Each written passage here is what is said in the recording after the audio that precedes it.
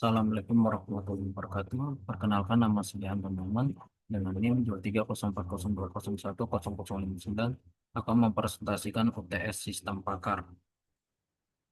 Makalah yang diambil yaitu penerapan sistem pakar dengan metode naik base pada kerusakan motor injeksi. Jurnal Global Technology Computer Volume 4 nomor 3 Agustus 2025. Latar belakangnya yaitu motor injeksi merupakan kendaraan bermotor modern yang menggunakan sistem elektronik dan sensor kompleks. Dalam prakteknya, banyak mekanik dan pengguna mengalami kesulitan dalam mendiagnosis kerusakan motor injeksi karena keterbatasan pengetahuan dan alat. Proses pengecekan masih sering dilakukan secara manual sehingga membutuhkan waktu dan biaya yang cukup besar. Oleh karena itu, diperlukan sebuah sistem pakar yang dapat membantu mendiagnosis kerusakan motor injeksi secara cepat dan akurat. Metode NFBS dipilih karena mampu menghitung probabilitas kerusakan berdasarkan gejala yang muncul. Lalu tujuan penelitian yaitu menganalisis dan mengidentifikasi jenis kerusakan pada motor injeksi, menerapkan metode NFBS dalam sistem pakar, menentukan probabilitas masing-masing jenis kerusakan, dan memberikan informasi dan solusi perbaikan yang lebih akurat bagi pengguna dan mekanik. NFBS sendiri merupakan metode klasifikasi berbasis probabilitas yang menggunakan teorema Bayes. Metode ini mengasumsikan bahwa setiap gejala bersifat independen satu sama lain. Berikut adalah rumus dasar dari NFBS. Itu probabilitas kerusakan berdasarkan gejala sama dengan probabilitas gejala terhadap kerusakan dikali probabilitas awal kerusakan dibagi probabilitas total gejala. Lalu perhitungan NFBS. Di sini adalah data pengetahuan yang digunakan untuk mengambil keputusan dari perhitungan NFBS. Berikut adalah gejala kerusakan yang diberi kode G1 sampai G7. Kemudian kerusakan motor diberi kode K1 sampai K6. Lalu data solusi dari K1 berikan kode kerusakan dengan solusi bersihkan K1, bersihkan Dexter untuk menekan kerusakan dan dapat sebagai hasil dari solusi. Lalu ini adalah data kombinasi dan kerusakan. Misalnya K1 injektor kotor atau tersumbat. Kenapa gejalanya G1 dan G3? Mesin sulit dinyalakan dan tarikan mesin terasa berat. Lalu di sini diberikan nilai probabilitas dari dari data gejala dari kerusakan K1, G1 dari pengelompokan antara kerusakan dan juga gejala. Misalnya di K1, jika jika kode gejalanya G1 mesin sulit dinyalakan, maka probabilitasnya nilainya 0,8. Jika G3 tarikan mesin terasa berat, maka probabilitasnya 0,6. Dan G5 mesin mati mendadak diberi probabilitas 0,6. Itu dengan seterusnya berdasarkan data kombinasi dan kerusakannya.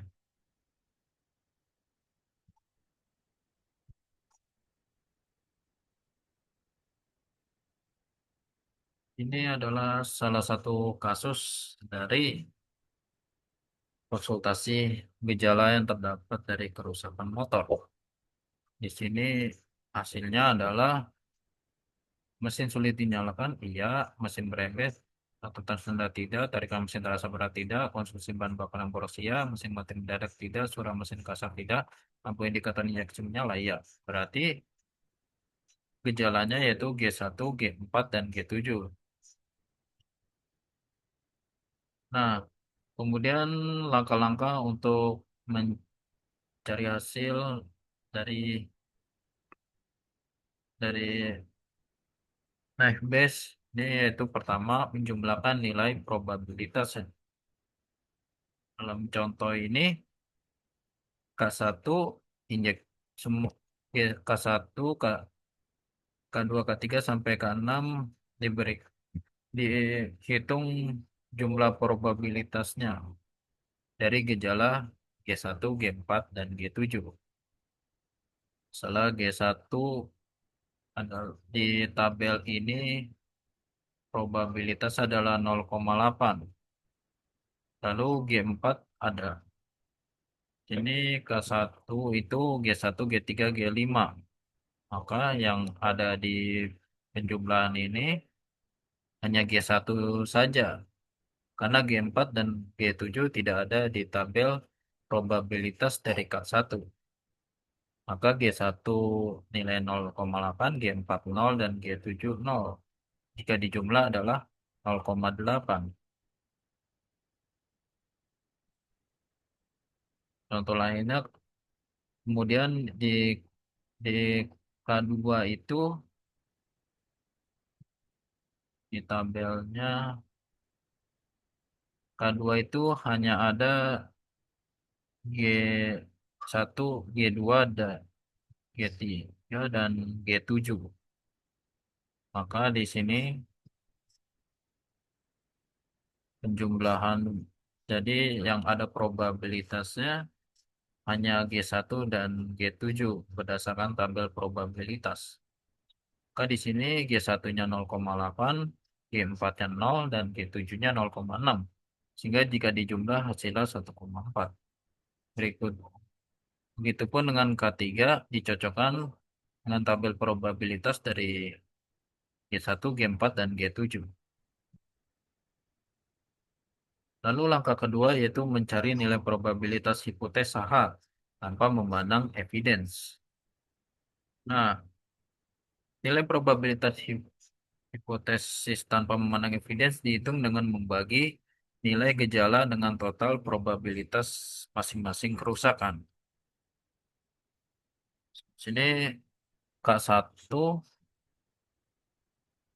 lah, G1 adalah penjumlahan dari dari dari gejalanya dibagi seluruh jumlah dari perhitungan perhitungan jumlahnya, atau bisa disebut rata-rata 0,8. Di sini karena di K1 itu hasilnya 0,8 dan G1 0,8, maka 0,8 dibagi 0,81, lalu G4-nya 0 bagi 0,80, dan G7-nya 0 bagi 0,8 sama dengan 0. Kemudian di K2, karena K2 memiliki nilai probabilitas di G1 dan G7, maka G1 yang bernilai 0,8 dibagi jumlah dari jumlah dari nilai probabilitas 0,8 dibagi 1,4 sehingga menghasilkan 0,57. Begitupun dengan seterusnya, di nilai probabilitasnya dibagi jumlah probabilitas. Lalu kemudian langkah ketiga mencari nilai probabilitas hipotesa H memandang evidence. Nilai, nilai probabilitas dengan mengalihkan nilai probabilitas dihitung dengan mengalihkan probabilitas awal dengan probabilitas hipotesis tanpa evidence.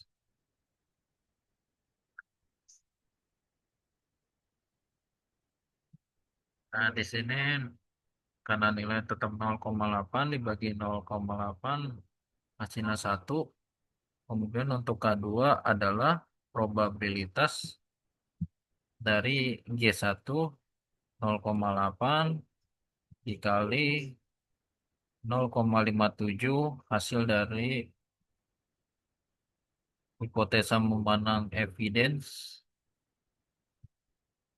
sehingga menghasilkan 0,8 nilai probabilitas dikali 0,57 hasil tidak dengan evidence dibagi 0,714 sama dengan 0,64.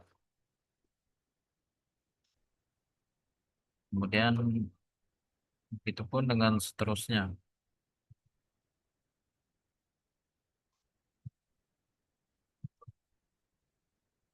Lalu langkah ketiga mencari nilai hipotesa benar jika diberi evidence.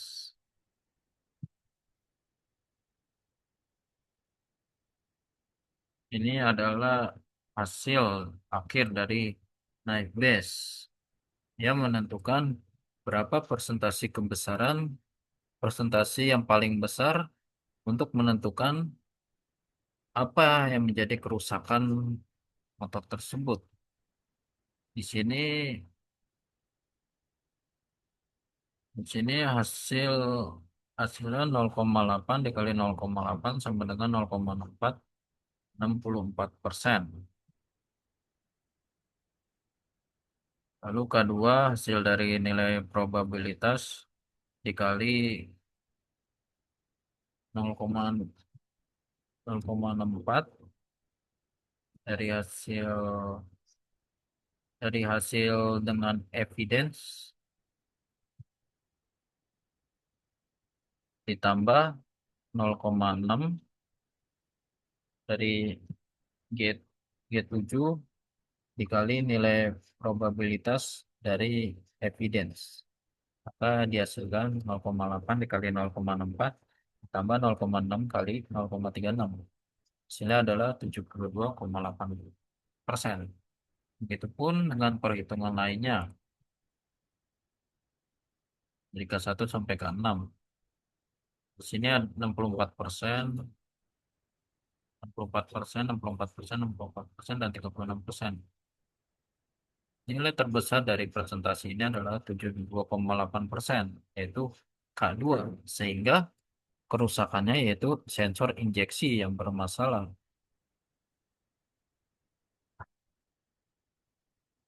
Men- Dengan jadi kesimpulan nilai probabilitas terbesar di K2 sensor injeksi bermasalah 72,8% dengan gejalanya yaitu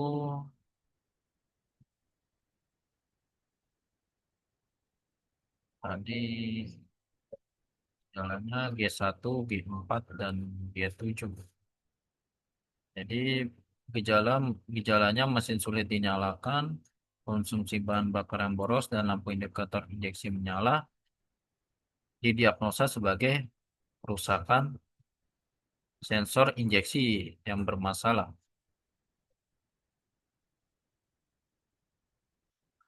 Sekian dari presentasi saya mengenai perhitungan dari makalah ini. Terima kasih. Assalamualaikum warahmatullahi wabarakatuh.